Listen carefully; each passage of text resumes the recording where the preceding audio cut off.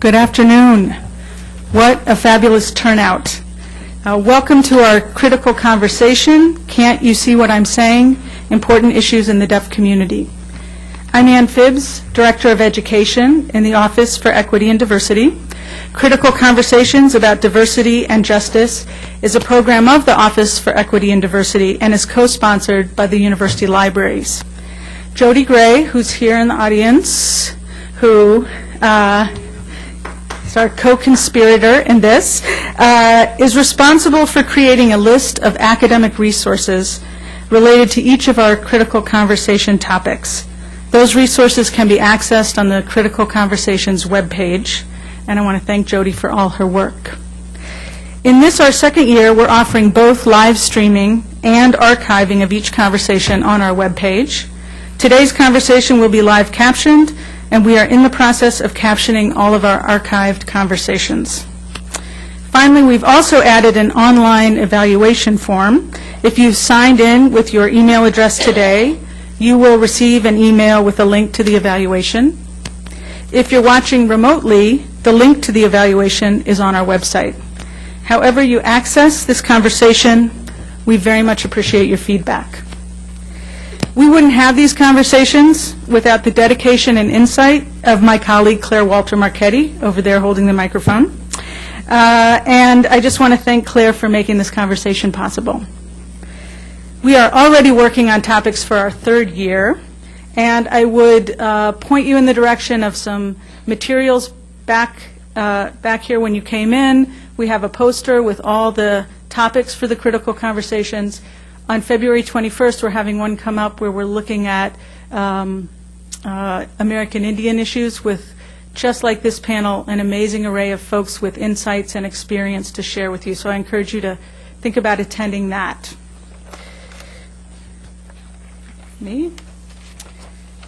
So all that's left to do is introduce our very hardworking, and I say very hardworking moderator because Dan's done a lot of work with this critical conversation, more than most moderators. Thank you. So I get to introduce Daniel O. Traynor, or Dan.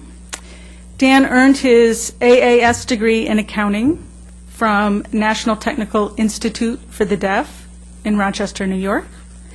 His Bachelor's of Science degree in Business Administration from Rochester Institute of Technology, also in Rochester, New York, and his MA in Rehabilitation Counseling from Gallaudet University in Washington, D.C. Currently, we are very fortunate to have Dan working with us here at the University of Minnesota. We're very lucky to have him. He works in disability services as an assistant education specialist. And now I get to read Dan's community involvements, which are many. And I think a lot of you in the audience know that about him. He's been past president of the Minnesota Association of Deaf Citizens, MADC. He just finished in October 2013, and he wrote, like, thank goodness. He's over being, must have been a lot of work. He's a member of the National Association of the Deaf. He's serves on the Minnesota Multipurpose Stadium Access Advisory Committee, which is working with the new Viking Stadium. He's a member of Black Deaf Advocates, is on the Deaf Community Health Worker Advisory Committee, and an advisor for Minnesota Rainbow Alliance of the Deaf, a GLBTA, gay, lesbian, bisexual, transgender ally organization. When he has a little bit of free time, which I imagine is not much, he loves movies, American history, and sports. Please welcome and thank Dan Traynor.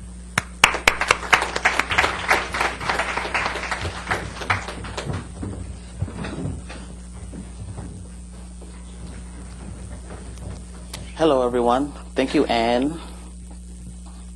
I did want to add some information. It was a very good learning experience for Ann to get used to any type of events because usually we only have 2 interpreters, but now we have 5 deaf members, and so we have to have 7 interpreters in order to provide better services. And so we want to thank ICU and the manager of the interpreting services here. We want to thank them as well. There has been a lot of accommodations that has been made for disability services. We want to make sure that everyone.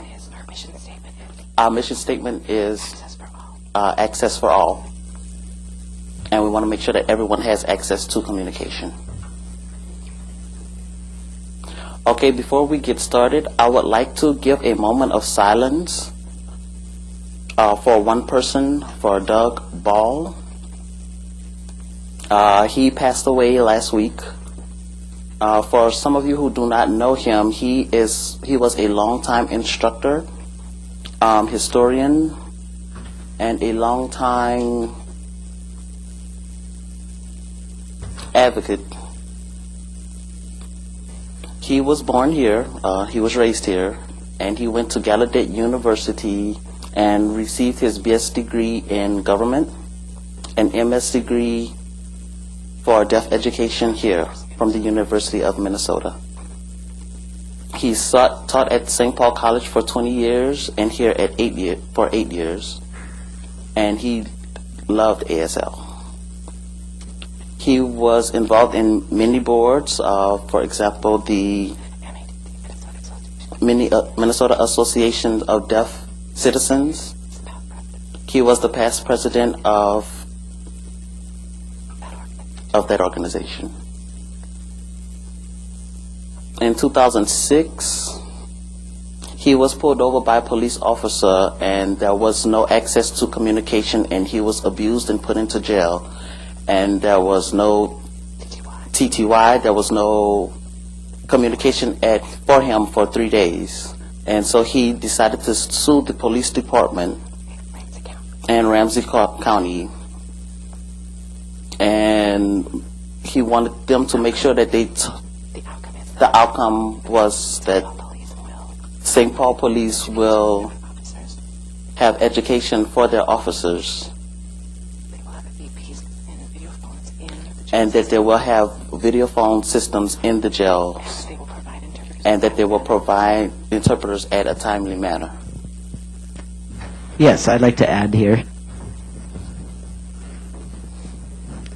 Well, it's really a tough loss for the community. He's really an icon to us.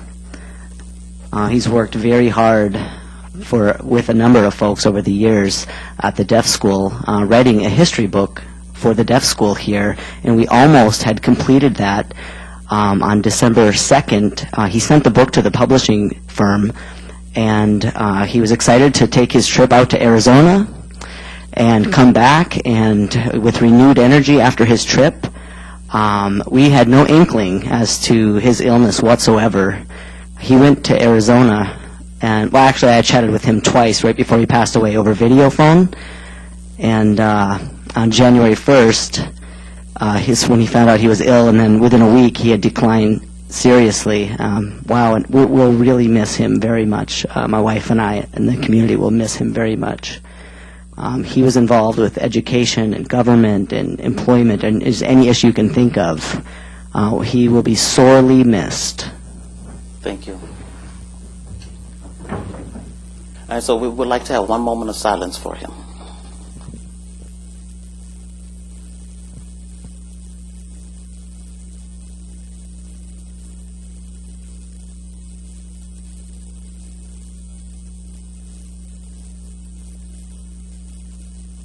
Okay. We would like to thank you for that moment of silence for Doug. They will have some information regarding Doug on the back that you can read about. So now let's get started with the Critical Conversations program now. I would like to introduce the panelists. First off, I would introduce each panelist to you, and I will present 4 questions for them. And then once they are finished with their answers, then it will be the audience's turn to ask questions to get rules for communication or whatever question you would like to ask. So first, I would like to introduce the panelists here. Here is Johanna Locht.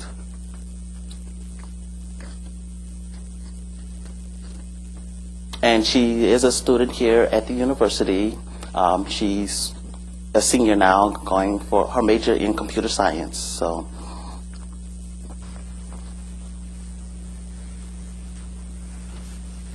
She is involved in the Deaf and Hard of Hearing Students Pageant Program, Ambassadors Program. She's a student trainer at Disability Service Program. She goes around.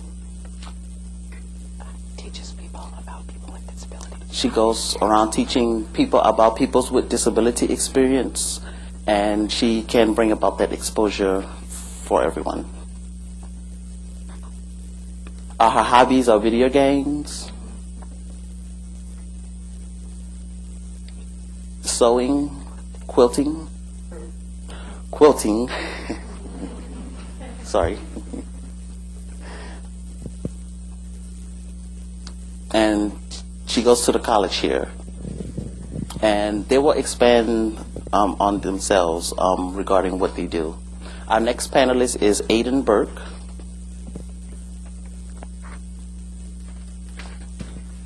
He graduated from Gallaudet University with a BA degree in recreation, leadership, and programming. He currently works at ASL Interpreting Services and as a sales director. His focus is regarding video equipment with video remote interpreting.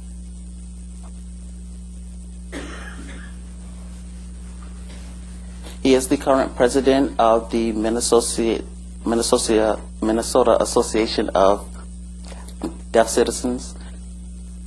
He enjoys canoeing and camping and gardening. Next we have Jesselyn Ackerman Frank.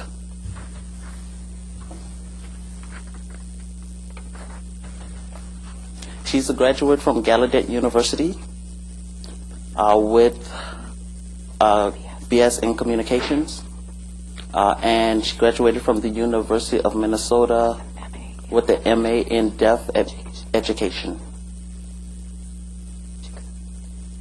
She currently works. She's graduating from Deaf Crossroads. She's graduated from Deaf Crossroads with Deaf Education, Coaching. with health coaching.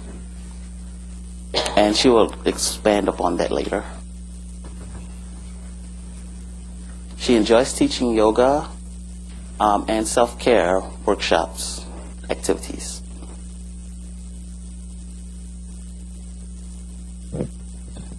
Next is Mike Cashman.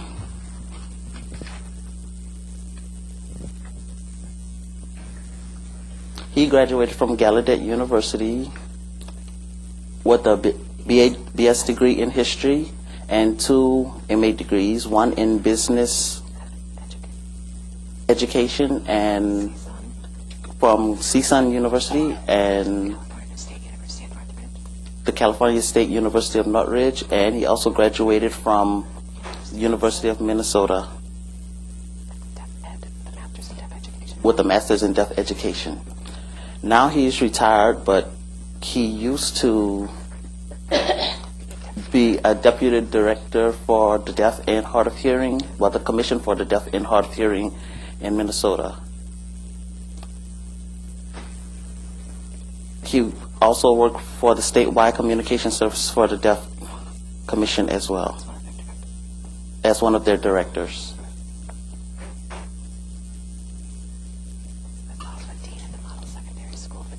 And he was also a dean for the Secondary Model School for the Deaf in Washington, D.C.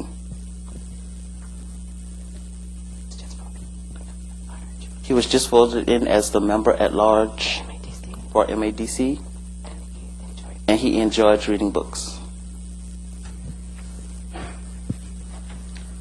Now, each will, when they do make a comment or answer a question, they will stand. That way, it will be accessible for our deaf audience members here. There will be 4 questions that's going to be asked. The first question, everyone will answer. Each of our panelists will answer. The rest of the questions will be their choice. The first question is, please explain about your experience as a deaf person if you were born deaf. if you were born hearing, when did you become deaf and how? And as you grew up, what was communication like with your family? And how is it now? How did that communication change, if it did? And we'll start. Let me introduce myself again. My name is Johanna. My experiences as a deaf person. My parents did not find out I was deaf until I was 3 years old. My mom always said I was able to trick her, because my mom was a piano teacher, and so when she was teaching her students piano, when someone would hit a certain key on the piano, I would go up and I'd touch the piano, and I could feel the vibrations to match that key that was playing, and I was able to actually make that sound to match the note. And so my mom thought I was going to be a great musician, but I guess that didn't happen. And that's one example of how I was able to trick my parents, so to speak. So they found out I was deaf when I was 3, and they think perhaps I was born deaf because they found out my grandmother's mother was deaf. And her sister was deaf, and my great-grandmother was deaf. So they suspect that maybe there's a genetic component, but we don't know. So communication in my family while I was growing up, well, I was born in Germany, and so the resources there were pretty scarce.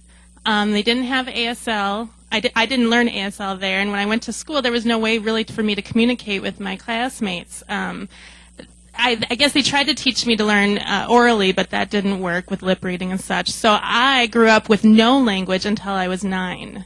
I couldn't read, I couldn't write, I couldn't speak, I couldn't sign. The only thing I was able to pick up in school was math, because that was pretty visual, and I could count on my fingers or move the little bears around on my desk and count. That was the only thing I could figure out. Then when I was 9, my school finally hired an American Sign Language interpreter. He's kind of a famous ASL comedian here now. His name is Keith Wan. He's famous in the States. He used to work as an interpreter, and now he's a performer. And I think he has some legal services now, but I'm not sure. But he was great, because what he did, he was trying to connect with me as a child, and first he was able to be a language model and teach me American Sign Language. And so I have I owe him a lot to learn how to sign. Now, I'm the youngest of 4. I have three older brothers. And my dad. So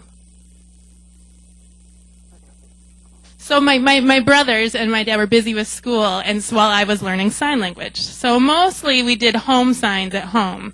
Later on, I learned to speak. I was able to pick up both spoken English and ASL. So right now within my family, I talk and sign at the same time, also called SimCom. And so I do that with my family, and that works. And I guess our other language in our family is humor as well. We have a pretty good sense of humor. And what was the fourth part? How has your communication changed, or is there a difference in it now?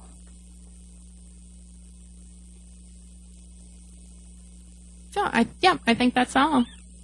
Really, my communication changed from having no language to home signs to ASL, and then with my family, a mix of signing and speaking. Okay. Adam? All right. You really want to hear my life story. All right. Well, my parents are American, but I was born in another country, Argentina. I was there for 4 months. I was an infant during that time. So after that, my father was transferred to a new position in St. Louis, Missouri. I have 2 brothers and a sister, and I was the youngest, so we moved from Argentina to St. Louis, Missouri. With 4 kids in the house, my parents were just barely keeping up with all of us. I'm sure there's many of you out there that can understand that, to relate to that. But it was when I was around 2.5, my parents realized that I had a hearing loss. So between the ages of birth and 2.5, I would show signs like point to my mouth if I was hungry or that sort of thing. So it wasn't recognized until I was 2.5. One day my dad decided to blow up a paper bag and pop it. It shook the entire house, yet it had no effect on me. So they realized something's up. So they took me to an audiologist and found that I was indeed deaf. And again, that was at the age of 2.5. And still to this day, they don't know what caused the deafness. But there's a good chance that it has a genetic aspect. But I wasn't diagnosed with any specific genes. And my wife is deaf.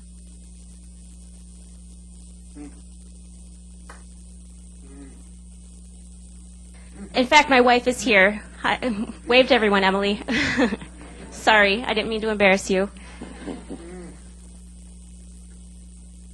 We're both from hearing families, but our daughter is deaf. So we think there might be a genetic component. So at home we do use American Sign Language. When I was growing up, my dad was set on using oral communication, lip reading and that sort of thing with me. My mom disagreed. She was committed to using a different form of communication. She wanted to use sign language and spoken English. And around the same time, my older brother had a brain tumor. My dad focused on taking care of my brother, and my mom focused on taking care of me and learning about the deaf community and sign language. And so from that point on, my family was sort of divided. I was with my mom, and my other siblings were with my dad, so to speak. So we have some strange family dynamics. So I can get along with my dad and my siblings, so. I don't really count on it. I wouldn't, count on that for survival. But communication is tough with them. It always has been.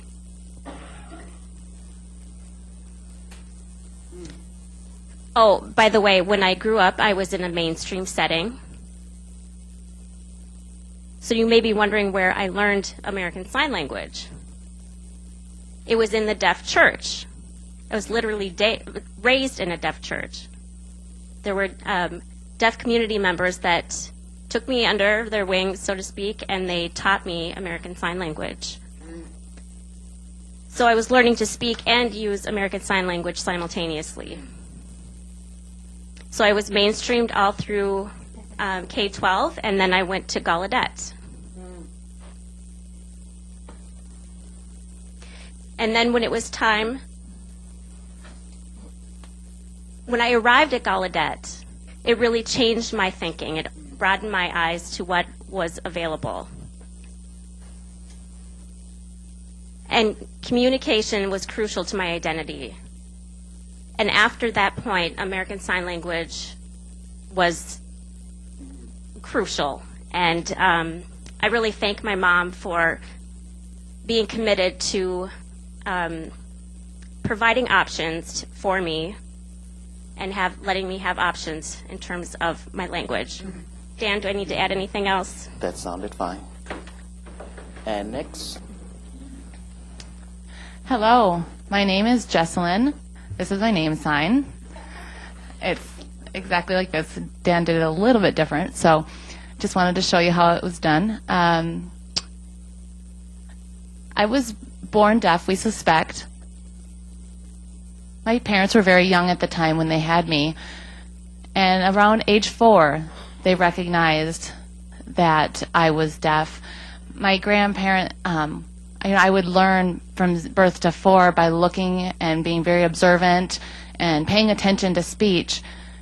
And I noticed someone had mentioned to my mom that I was speaking a little funny.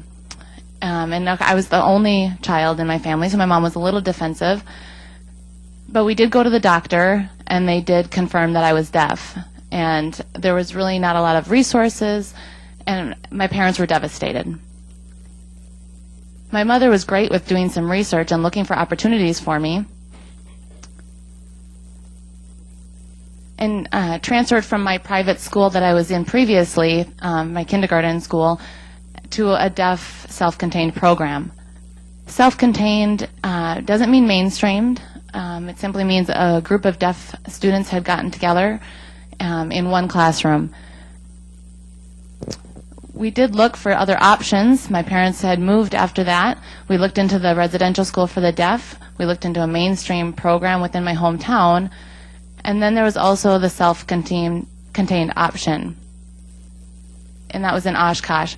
So my mom did talk with a lot of different people and look for possible solutions. They decided on the self-contained classroom, and they thought that was going to be where I would have the most success. They weren't okay with sending me to the residential school. It was very far away, and my parents didn't want to send me there. So, and options there tended to be fairly limited. So I was in a classroom with 15 students through elementary school until I was into 8th grade. There was a mix of, my teachers were deaf, hard of hearing, and hearing, so I had a mix of ASL, kind of signed English, and information through interpreters, so I had a variety of languages and experiences with language growing up. They're not sure what caused my deafness, and possibly a fever when I was young. I have 4 brothers and 1 sister, so a big family with lots of dynamics. I'm the oldest. A lot of trying to read lips. My father shaved his beard and mustache so that I could read his lips better. A lot of effort went into communicating. But they didn't learn sign until much later. I went to Gallaudet and I found my home. Well, let me back up just a second here. In 9th grade, I decided that it was time for me to move closer to home. I had developed friends, but it was 45 minutes away every day to go to school with those 15 students that I'd been with. And I wanted to go back to my home high school. I had friends there. They were picking up some sign language, so I really wanted to go. And I rebelled a little bit too much because I refused to have an interpreter. I sat in the back of the room. I refused the interpreter, and I learned through my friends. And I was a teenager, so I did rebel a bit in that way. Somehow I made it through, and I did graduate high school. I'm not sure how. And I went to a hearing university for 1 year. And I realized it wasn't for me. It just wasn't working. At the same time, I was fortunate. I went to the Wisconsin Lions Camp, and I met many other deaf and hard of hearing students, and I knew about their experiences and where they were going to school. After a year in Milwaukee, I decided to go into a deaf culture class. I just felt a little lost within the system. And the teacher looked at me like, "Why are you here?" And I said, "Well, I wanted to socialize. I wanted an opportunity to find a place." And he let me stay in the class, and he said, "Fill out this application, go to Gallaudet." And I did. I filled it out. I was accepted, and I went to Gallaudet. And it really changed my world, like mentioned previously.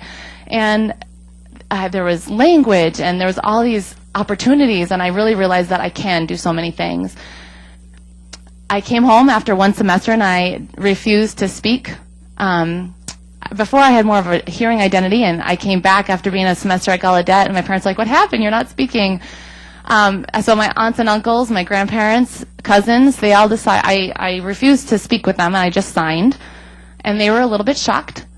I went back to school, and when I came back, my grandparents, my aunts, uncles, all of my family, siblings, they all took ASL class at the local community college. And so they all started to sign, and they learned sign for me. I was shocked. It was my turn to be shocked. They were shocked when I came home the first time, and then I came home the second time, and I was shocked. And they were trying, they were using the alphabet, and it was a little jerky at first, but even my grandma with arthritis was able to sign with me. So, and they really tried. And my current family situation, I have a wife. She's hearing, but she signs. I have 2 hearing kids, and they sign when they feel like it. My nephew lives with me, and also signs when he feels like it. And I will, mention, "Hey, can you help me out? Let's get the communication," and they'll start to sign when I remind them. Thank you. And Mike? Well, hello there. I'm a little bit older than these folks here, so therefore my experience may be a little bit different than the three of them.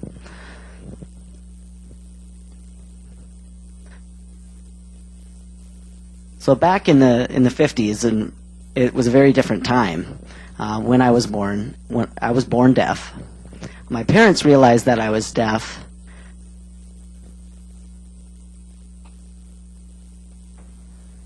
by making loud noises.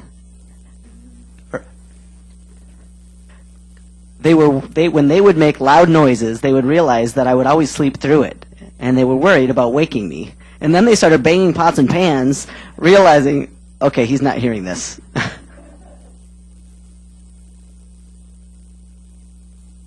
I was born in St. Cloud, Minnesota, before I-94, before I-35. And I also have some siblings. So after growing up, I asked my parents,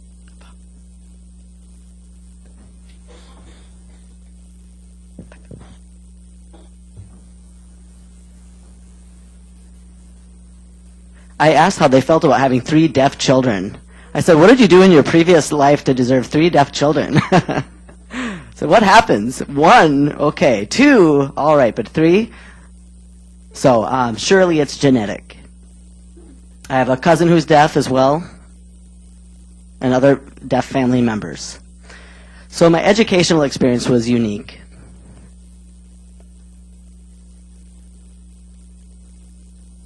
Raise your hand if you know who this person is as I start talking about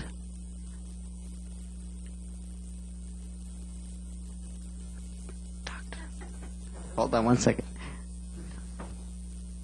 Dr. Winfred Northcutt. You read my lips, right? You got that? Okay. Now, she was very into what we refer to as oral. It's basically lip reading. And so she was a very big supporter of that. And Northcutt's parents were actually deaf. Interesting.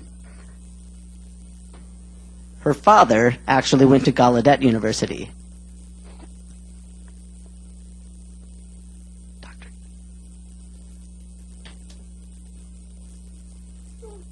And he is from the Philadelphia area. So interesting enough that his daughter was a supporter of the oral or lip reading method.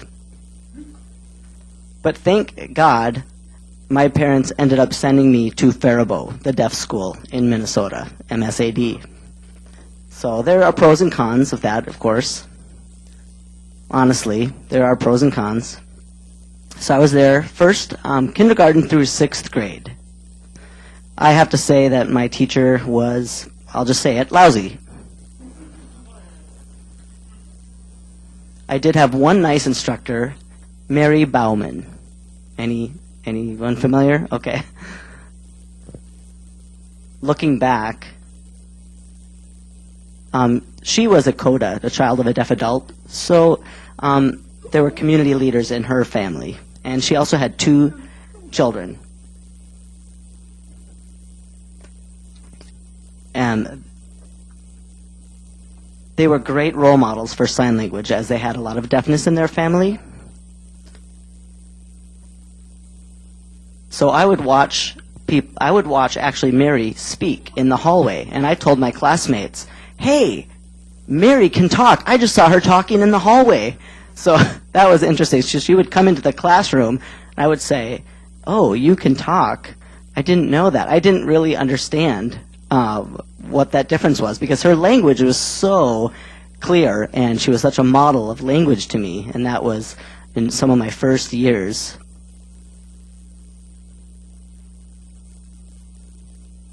And I also had a lot of friends out in the community who were good with geography, reading, science, and all of these things. And here I was just focusing on trying to lip read and catch up with everybody else. So that's where my focus was. So my education was quite limited in that kindergarten through 6th grade. And then I finally had a deaf teacher starting in 7th grade. And some of you might be familiar with Sharon Carter. Any of you? Okay, great. I see some of your hands. She's a deaf woman, and her language, wow, just blew me away. Sometimes she would ask me, hey, what's your opinion on this or this, Mike? And I would say, you're asking me? Wow, I felt engaged, and she was including me in dialogue.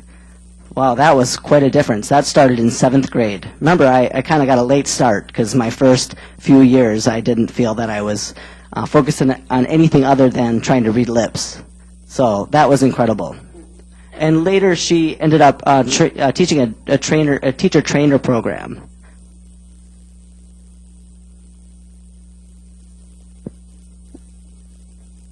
And that was with Dr. Robert Rittenhouse. And this is the name sign. And he married a deaf woman who had a long line of deaf folks in her family. And his father was also a lawyer. And who was one of the first pro baseball players.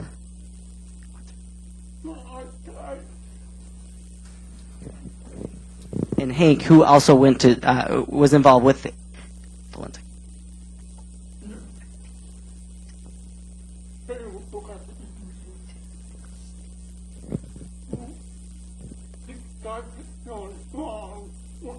and Ron attended TVI, which is now St. Paul College. So Robert learned sign language quickly, and then he ended up being one of my instructors.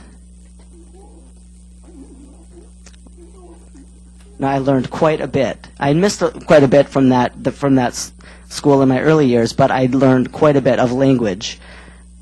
And you know, part of the reason for me coming here was to talk about the emphasis on education and how training programs, such as here at the University of Minnesota, I am a graduate here, and there are always a lot of improvements that need to be made in any program to educate future instructors, which makes sense, right? Oh, I also wanted to share with you one more thing.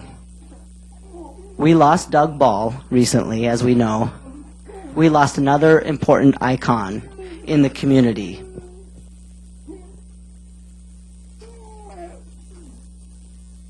Matthew Little. Are you familiar? He passed away last week. Oh my God. A strong black person, a man in the community that's an icon.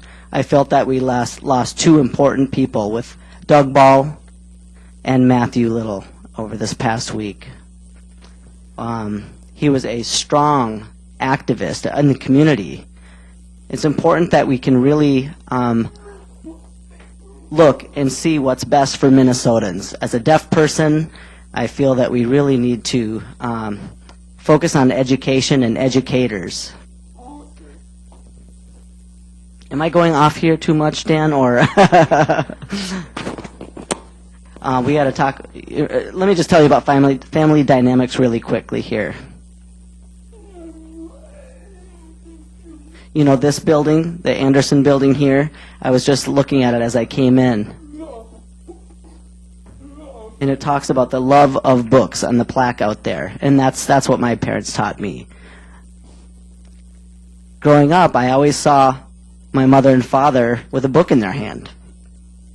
Or a newspaper, Reader's Digest, National Geographic magazine. I always saw them with something in their hand. Life magazine. They were always reading. My dad's head was always in a newspaper. I was like, what is he doing? I want to do that. So then I really developed a love for reading from my parents. As far as my communication at home, it was using English. And, you know, there were some gestures with my siblings, but my mom and dad, you know, how they were taught was people said that, well, you know, you better just talk with him. So my father told me before he passed away, he said, Michael, go in the garage. There's a box. Mom put a box in there, something in the box. Go look for that whatever thing. And so I went in.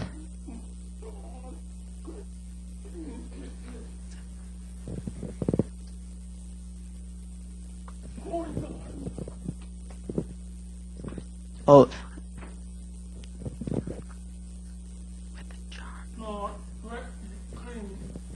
With John Tracy Clinic, my mother had. With the John Tracy Clinic, my mother had a lot of correspondence with that clinic, and I ended up seeing that. And they convinced my parents that speaking to me would be the best way to go. So then when I went on to a training program later in life, on a field trip, I learned more about that program. That John Tracy Clinic, or that John Tracy, Spencer Tracy, you know the movie star Spencer Tracy, a famous movie star? That's his son. So anyway, I saw this, and we had a field trip to the clinic, and they had kids who were really having a difficult time with understanding language. They had their earphones in and everything, and they wanted me to do it. And so I was hesitant, of course, and then I went into the booth and I signed. And they were like, "Oh, he's signing. Okay, well, good." So that was a really strange experience for me. After looking back at the papers from the garage. Anyway, that pretty much wraps up my K through 12 experience in education.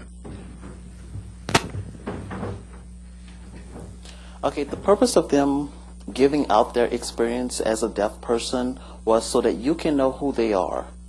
And now, because we're short on time, we're going to have to reduce the questions. But the next questions, the question number 3 would be regarding technology.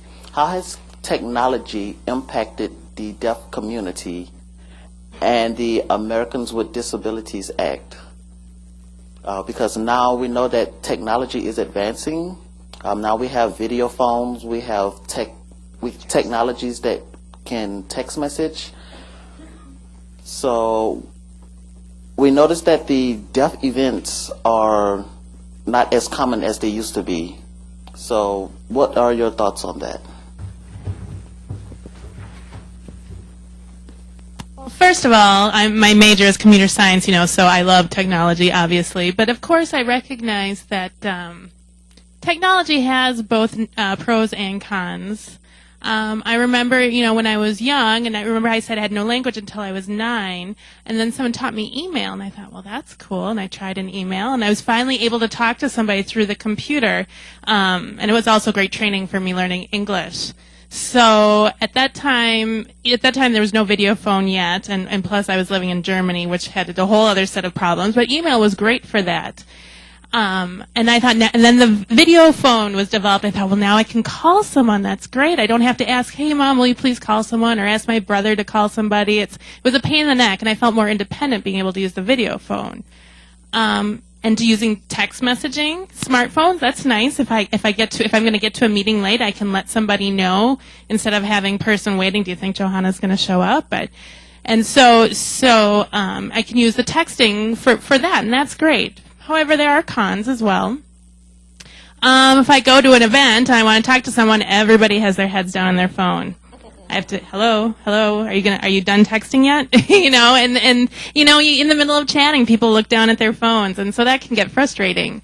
So I think that's one negative that I've seen. With Facebook, you're able to be more connected to people and chat through people on Facebook, but sometimes people think, why do I need to meet someone in person? I can just see them on Facebook, and I don't know that I say yes and no to that. I mean, it's nice if it's cold outside, it's nice to be able to chat on Facebook and text. You don't have to go outside, but you lack the facial expressions, you lack the tone. Maybe you're teasing someone and someone takes it offensively, and then you have a whole nother mess to clear up. So I think that's a danger. The misunderstandings is a danger for that.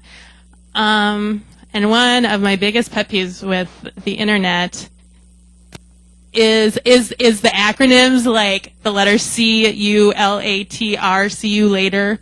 Not using grammar, punctuation, or capitals. That drives me nuts. I prefer to use proper grammar. I'm like, L8R, L8, what?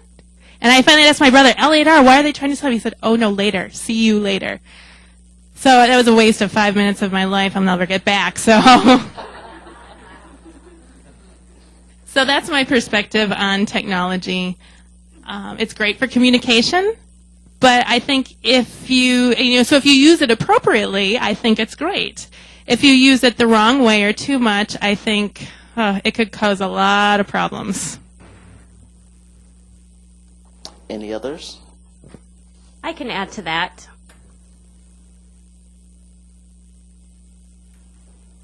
I am a man that basically has an IV connected, so that I am connected to technology, an IV drip of technology at all times. I like to be ahead of the game. I like to know how to use technology. In some ways it's scary, because you can see where it's going. Some of us, we're just trying to catch up with it or keep up with it.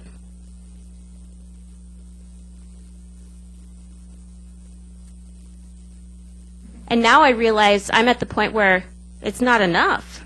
I've spent time trying to catch up with it, and now it feels like it's not enough. And for the deaf community as a whole,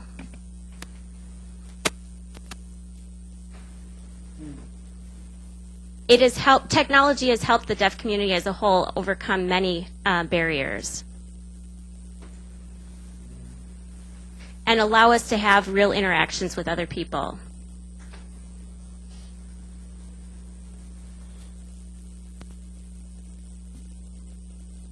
So the million-dollar question to me is how to integrate technology and the deaf community. With video phone technology, I'll be the first to arrive there and use it. And deaf people really were the guinea pigs when it came to video phones. We've all used it years before the hearing community, before FaceTime, Google Hangout, and that sort of thing. But it has come to replace real-life socialization, and in terms of the Deaf Club. And when I get together with the MADC board, we meet face-to-face and we communicate, and I'm able to see facial expression and that sort of thing.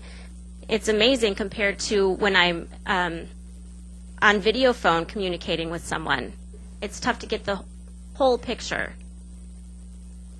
So that's the million-dollar question, is how do you really effectively use technology to benefit the community? We really need to think outside the box and in order to meet technology.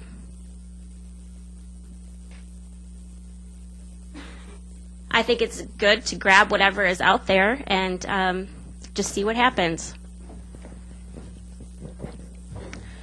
For me, I will give you a little bit of a perspective from the workplace. I used to work with some cops and helping train them, and technology has been great in their cars. It provides communication access. I think that's a real positive thing. Technology has really developed and changed, and it's also provided access for face-to-face interaction and face-to-face conversations, and not having to type everything and wait for the TTY to process and everything. So that's been great. Technology has also provided options. There's video remote interpreting, and that can really be useful for people in rural areas and provide access throughout the entire U.S. It's allowed people to connect with other deaf people directly. Maybe people who don't live nearby, you can really, people who live in rural areas are able to connect with other deaf people and keep that community. There's online schools through Gallaudet, college online goal that there's lots of advantages to having the video capabilities and technology. Previously, in my college years, you know, the house with the most cars is where the deaf people were all getting together because we wanted to share information. We wanted to be together. And I think that's a little bit lost in that everyone's online, able to communicate that way. But there is so much access and so many resources available. So yes, there are pros and cons. Thank you.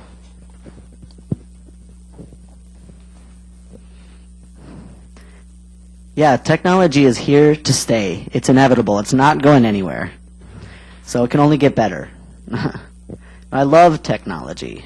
It just amazes me. Technology is an amazing resource for us. And as we're all saying here, there are some annoyances. We get distracted, etc. But there's always room for improvement with technology. I wanted to talk about Thompson Hall, how there's that, which is our deaf club here.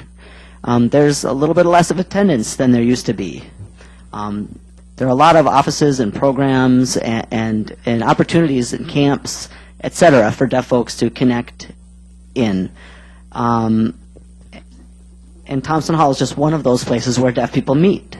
And that seems to be, well, that used to be the only place. And so now the attendance is gone down quite a bit. You could barely walk through the halls at Thompson Hall. We had meetings there. They were well attended. And times have changed. The meetings are much smaller now. People have diverse needs and interests, and they find themselves in other places rather than Thompson Hall. Wow, with smartphones, what an amazing tool. My children, I have 4 children, by the way, and my grandchildren also are starting to communicating with me, their grandfather, yes, I'm a grandfather, with smartphones. And he's a tech guru over here, so he could tell you more than I can about, I might have to pick his brain about smartphones here, but, I guess I'm happy to have folks like him around to maybe educate me and more of us about technology, but wow, I see nothing but positives, just great opportunities for us in the community. Thank you. Okay, now I'm not going to ask the other 2 questions. I think we should give time for the audience member to ask questions. Now, how it works is, if you sign, please, if you can stand up behind Mike and ask your questions. If you do not know any sign language, we have an interpreter, and Ann is going to give you the microphone, and there'll be an interpreter to come by and interpret what you are saying. Okay? Okay, it's open for questions now. And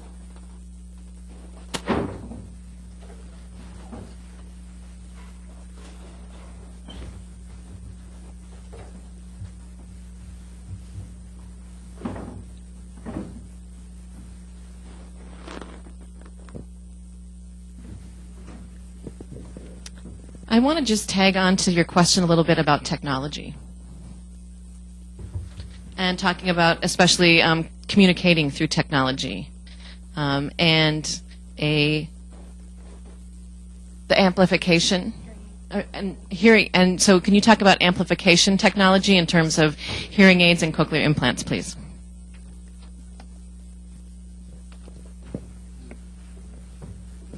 I can address that. Well, I'd like to give her a little credit, too. She's an audiologist. Well, of course, back in the day, Mike, I honor you, Mike. You had to grow up using a FM system. It's cumbersome. My wife had to use that, too. That was back in the early 80s. And that is around the time when things changed in the 80s. And amplification had not kept up with technology, but there's been many changes. And now analog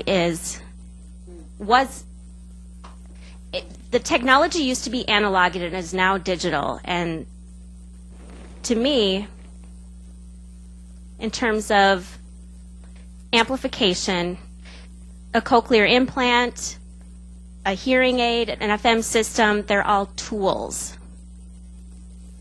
They're a type of technology that will help us communicate. But I still have the deaf community, and I can make choices as to how I use the technology. Not all of us have the benefit of working in a deaf environment. Some of us who are deaf work with hearing people every day, and so we need to use these tools in order to get along with the hearing world. Many of us were raised by hearing parents who thought that they were doing the best for their children by having them interact with the hearing world, and so that requires dependence on technology. So, and amplification is a part of that. Mike? Thank you for that question. It's a really important question. I'm glad you're posting that.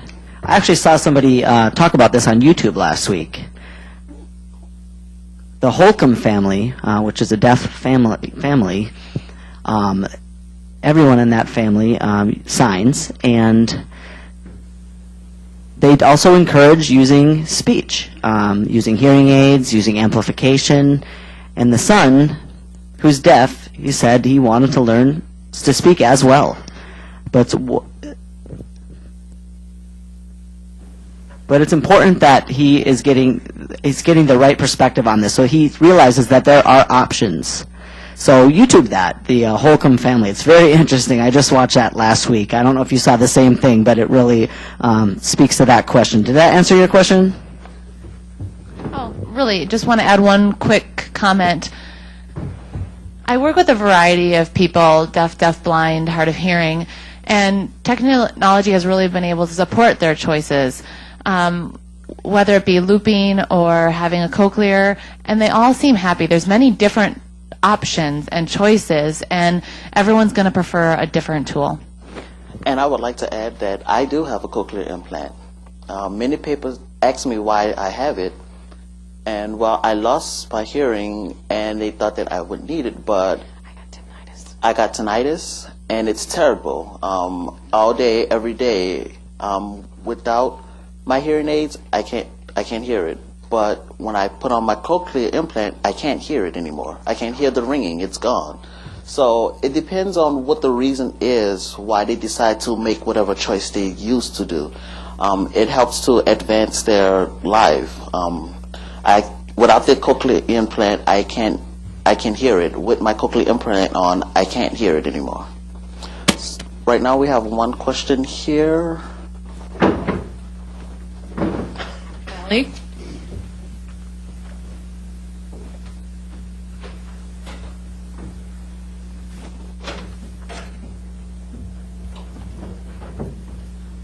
Hello, I'm Ellie. I have a question. These days, I mean, it used to be that people got together all the time, and students who went to a mainstream school or who used a cochlear implant often were in isolation. And I'm wondering how technology implants people and how it affects their deaf leadership skills if they're always in isolation.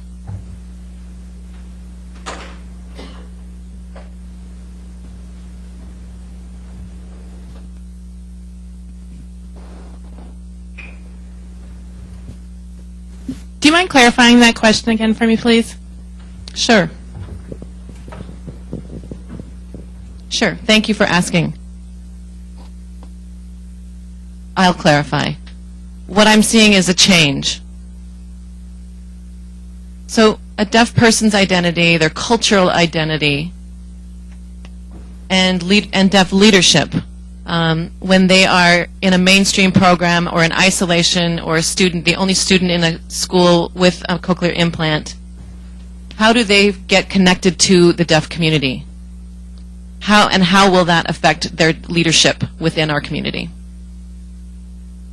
Is that more clear? Yep, thank you. I'm thinking. Thinking about that one too. Let's give them a few minutes to think on it.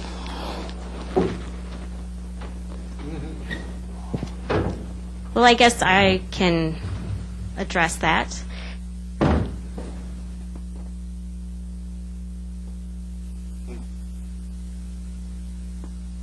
I am a father of a 5-year-old daughter.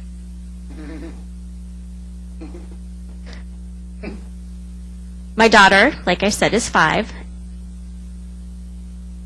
And it's given me the opportunity to meet a number of people out in the community, going to deaf organizations, and meeting other parents who have deaf children. And often I'll ask parents, what are your plans for your child in terms of developing identity and education? And so often they do not think about an identity. They just solely think about education. And yes, education is important. And to the hearing parents, that's essential. And they think mainstreaming is the best way to go in terms of education.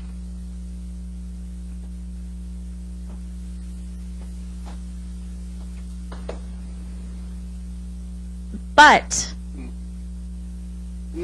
a child in a mainstream setting is going to be surrounded by kids who are hearing and are talking nonstop. So we need to provide a network so that those children who are in a mainstream setting can get to know other families that have children in the same setting, and you can bring them together. So the parents really need to network with one another. What I've experienced in the last 5 years is making sure that I make the time to meet those other parents, the hearing parents. And they're all spread out because their children are mainstreamed. And we really need to take action and step in to encourage hearing parents to allow their children to develop a deaf identity. It's essential. So I think it's essential for members of the deaf community to be there for those children so that they're not left behind. Because too often they're left behind and neglected because they're not a part of the deaf community, but they need to be brought into the community so that they can become future leaders. And we need to be there for as many kids as we can be to help them develop their identity and develop relationships with the deaf community.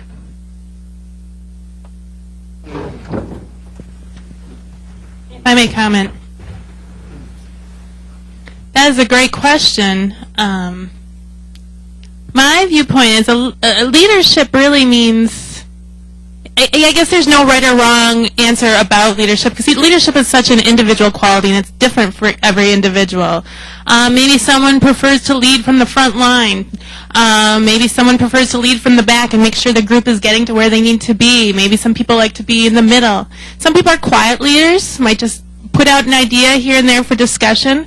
So I'm involved in several different activities here at the University of Minnesota.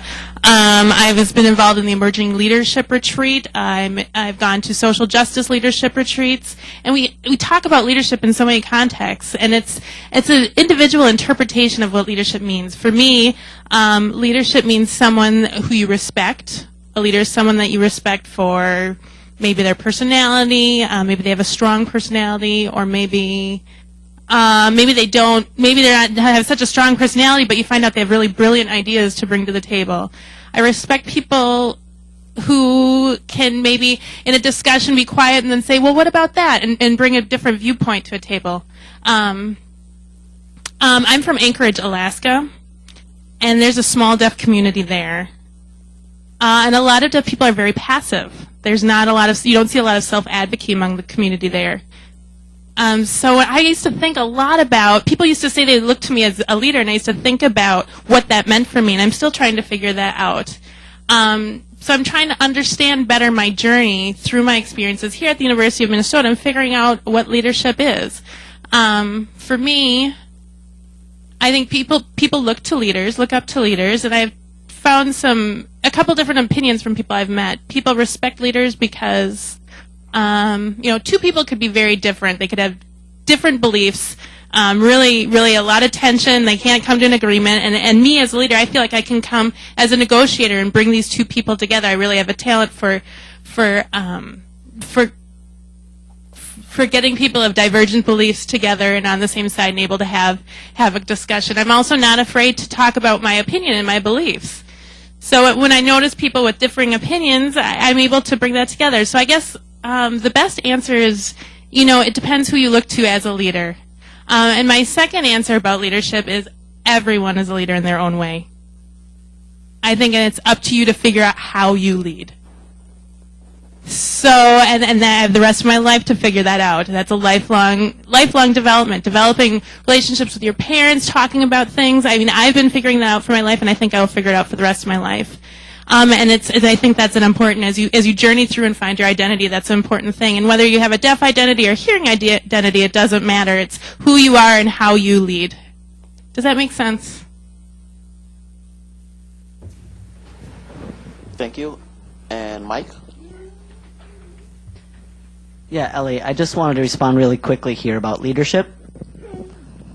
Well, parents such as mine, they were young, and Dr. Northcutt was also a leader with all of her knowledge. So what's really important today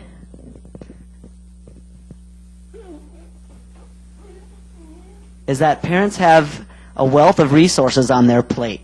They understand about deaf culture. They understand about options. They understand about leadership. They need to have an avenue to get this information. They need a full spectrum of information to be well informed. So a lot of times I think doctors say, oh yeah, maybe you shouldn't use that sign language. I wasn't born yesterday. I've been around, and parents need all of the information to make an educated decision. Right off the bat, they need all of that information. So that's where I'm coming from. Thank you. And next, Sunny has the next question. Hello. Hi, everyone. 2020. I believe the age 0 to 100, it doesn't matter. People get together. So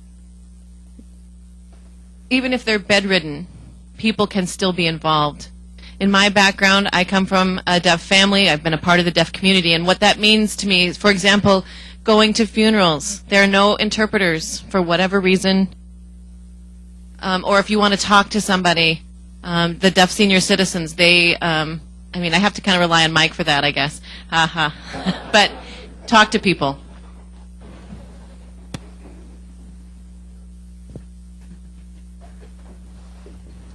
Mike said, and do you have $1 million?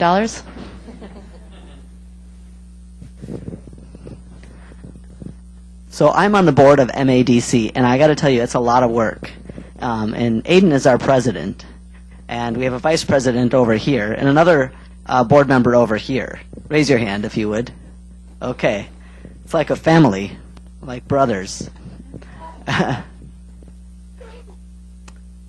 plates are full, honestly. And I'm going to be, as someone mentioned, be a senior citizen soon. But there's still a lot of work to be done. I'm not finished yet. I worry about the future of our interpreters with hospitals, access to interpreters, and communication. And MADC is just one organization. Minnesota actually is doing pretty well with interpreters in the hospitals here, but other states are lacking and need to catch up with us here. But we're not really there yet. There's a lot of work to be done. We have a full plate, and there's just a lot to accomplish in the next several years. Anyway, my point We need future decision makers. We need deaf leaders. I'm so happy Jesselyn is on the commission now.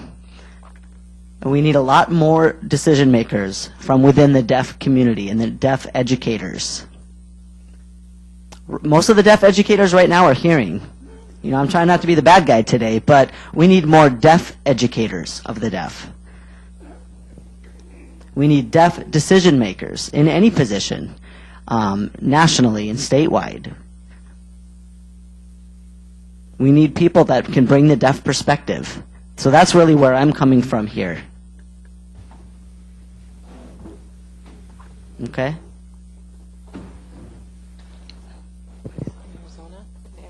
He was in Hut Home, Arizona. Just add that. Well, back to Doug Ball here. He texted me on January 1st, and he said, "I have to tell you, I have pancreatic cancer." I was pissed.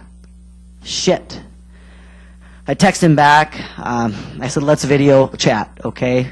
He was in the hospital in Arizona.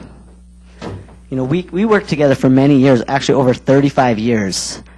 You know, on with QA law, with legislature stuff. I mean, we worked together for years, around the clock. We were pinned at the hip.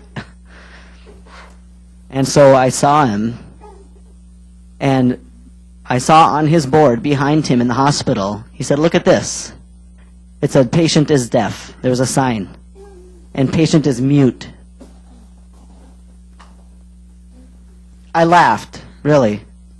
Doug and I just laughed.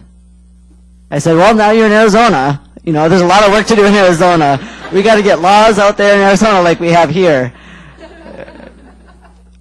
I said, you know, there's nothing that we could do about the cancer, but there's a lot of work to be done with education, with hospitals, and there's a lot of work to continue to do. That's why we have Jesselyn here. We're in good hands with her. And also with the MAD President Aiden, we're in good hands. There's a lot of work to do coming up. And I would like to also add, Sunny said about HUD, Arizona. About Doug in Arizona, that they were going to set up something for all deaf in the retirement community there, that no one would be declined. No, and then Arizona said Arizona declined it. They set up a law and decided not to do it, that we had to have a percentage of hearing there, and we didn't. So now, as a result, they're now considering. As a result, they're now considering. Wait, did they? I can talk about that. I just saw something today on the news. They were mentioning that they have made their decision. They will leave it as is. They will not have a closed community. And because in the U.S. the services that the population there, so they've decided that they will not be penalized, and they will not close their doors. Okay, and I forgot to state that if you notice some people are waving their hands in the air, it's because they're applauding. When you see those hands go up, it's an applause. So, next question. Keep looking to my left, and I need to see if there are any questions on my right side. Okay. Dan, I just want to clarify. I would say it's a visual applause. It's loud, not silent. Visually loud. Deaf people are not silent by any means. Thank you.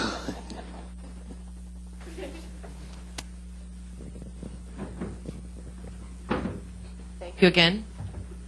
The thing about technology, we talked about live streaming, and that's happening right now. And so I told him, "Hey, get on and ask." Somebody just texted me and said, "Ask a question for me." So you'd like to know from the panel. White, middle class, I'm assuming. What you consider a minority, the minority voice. Is it people with that are in poverty? Typically, they have a hard time accessing technology. They can't afford smartphones, those sorts of things. So what about those people and the resources and the services? Do you provide resources? Do any of you have experience with that? Before we start with that question, I would like to give an apology here. With the panelists, we have 4 right now, but we were intending on having Kim Wassner. She was a Black deaf advocate, but she could not come today. She was sick with the flu. So she let me know last night to see if I could find someone to replace her. She's part of the Black Deaf Advocates. And so we chose Aiden to replace her for today. But we was looking for someone of color to be involved with the panelists.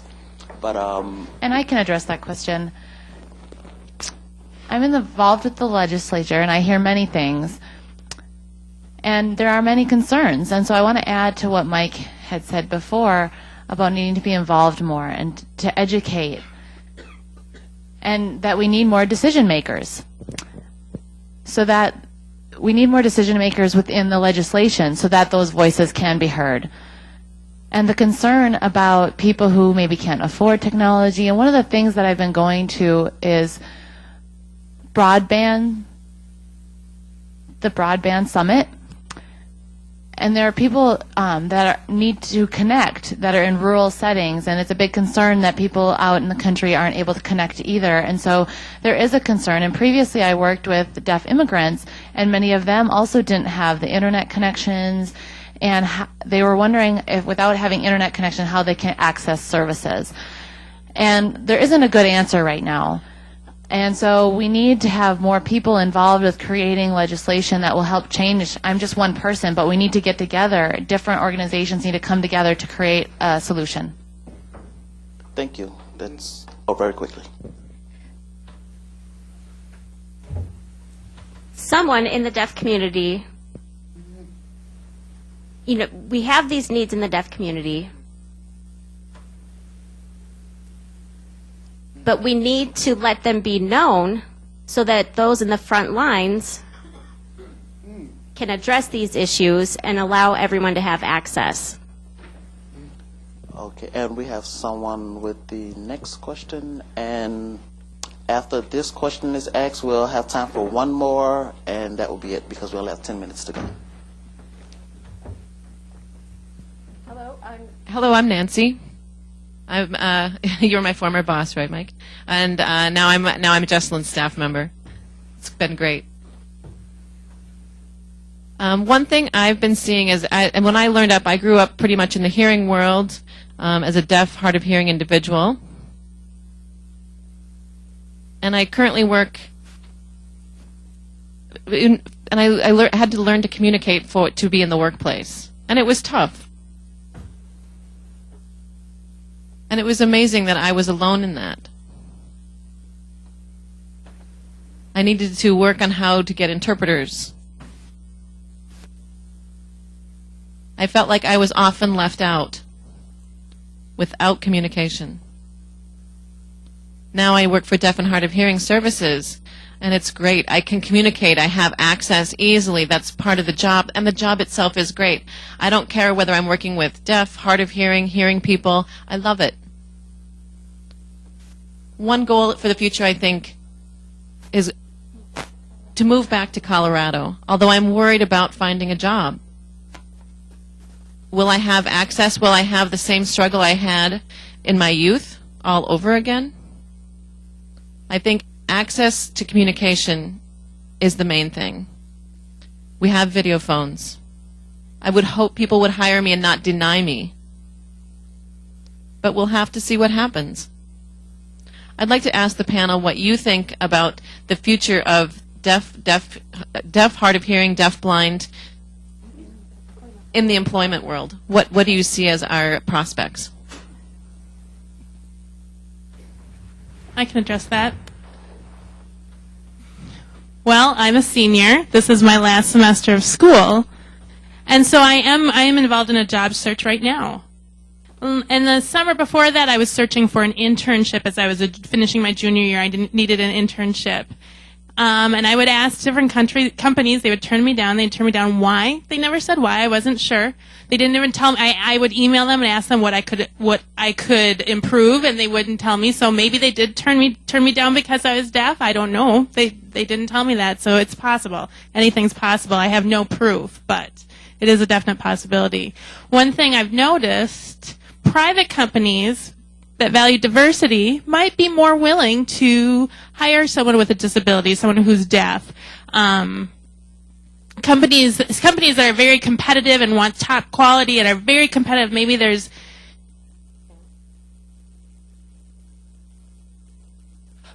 companies that value competitiveness more than diversity, maybe the chances are lower of hiring someone with a disability or someone who is deaf. In general, I'm noticing the federal government really protects people with disabilities. They value that. One of their goals, they set up specific intentions and specific pools of hiring.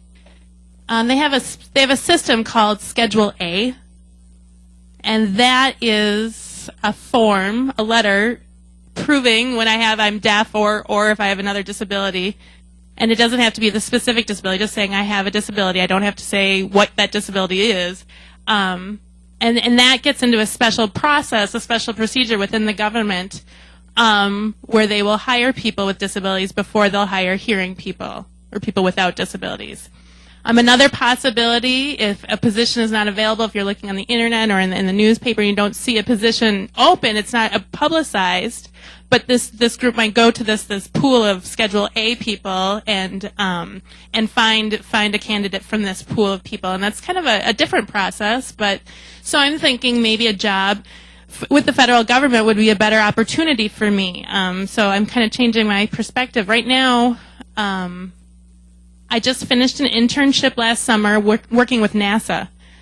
They offered me an internship and I accepted, and I noticed that it was really they were really accommodating. They asked me what I need. I needed a video phone. I wanted an office with a mirror so someone couldn't walk up behind me, walk in and scare me. So in my cube, they put a mirror in there so I could see if someone was walking behind me, and that was great. One time I just said that I got the scare of my life by someone walking up from behind me, and that was not good. But they found freelance interpreters for my interpreting needs. It was really great. It was wonderful communication with them. They were really accommodating. So I'm thinking, boy, if I want a more accommodation-friendly environment, maybe the federal government is the place for me to be. And recently NASA contacted me and said, what are you thinking of, is there a position available? We're thinking, are you thinking of coming back? So I'm not sure if I want to go back there, but we'll see.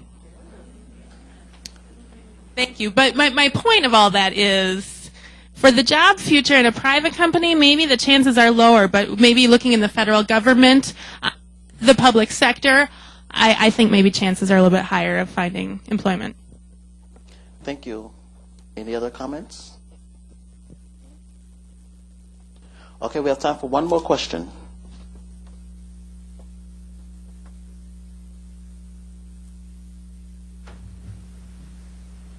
Okay, over here.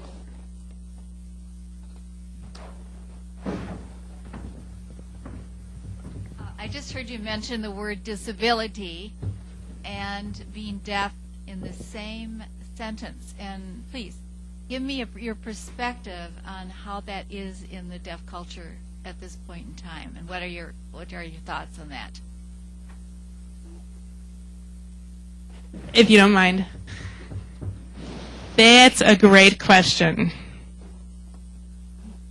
From a deaf cultural perspective, disability means a person is broken, and that's not true for us. From a I value deafness as a culture. If you're looking from a medical perspective, then deafness is one of a list of disabilities that people could have. So when I use it in the same sentence, I could see why you'd be confused by that. What I was trying to say that from a federal government perspective, what I was talking about people with a myriad of disabilities, people who use wheelchairs, might have low vision, might have mental health issues. That's disabilities in the general sense, not just deafness. Does that make sense? Does that clarify? Yeah, and I'd like to add as well, For myself, I never identify myself as disabled. I'm deaf. That's it. I separate the two. If I'm filling out a form it's under a category of disability for something official, then I might have to. It really depends on how people identify themselves. I think it really depends on the person. I rarely ever identify as disabled. Any other comments, last chance? Aiden? I'll add to that. When you mentioned disability and deafness, or deaf together, in my experience, I had previously applied at Northwest Airlines before Delta had taken it over. And I applied to be a baggage person. I was young and strong and thought I could do that. And I was brought in for an interview. And I told them that I needed an interpreter for the interview. And they said, if you need an interpreter, that means you're deaf. I didn't even get a chance to show up for the interview. I was shot down just because they knew I was deaf. For myself, deaf is just one part of my identity. They didn't know who I was. They didn't know that I like biking and canoeing and, there's a whole list of things that I can do. They focused on the one thing that I can't do. So I think it's up to us to educate the hearing community. It just requires people to look at what other skills you do have.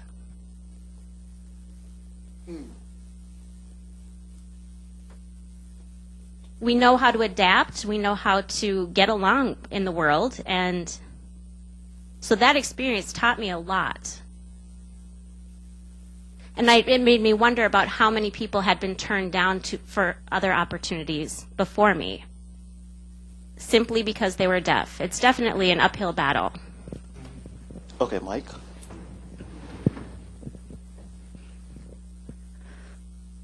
You're right, it is an uphill battle. It's a war, actually. I wanted to talk about Matthew Little again, the black activist that I was speaking about earlier, who was just 92 years old. He worked as a fireman. He passed all the tests, the physicals, everything. A perfect candidate. He aced everything and then failed the interview. I believe it was the attitude of people in the environment, and the attitude of people is what needs to change. I mean, it's 2014 now, and now it's, sometimes people still focus on deaf people's ears, rather than skills.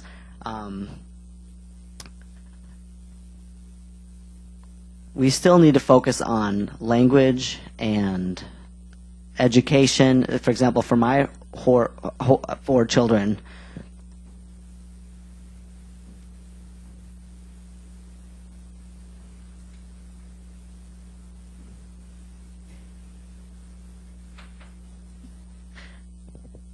so they are not limited by using or learning sign language. And I have taught them as well that there's not a limitation.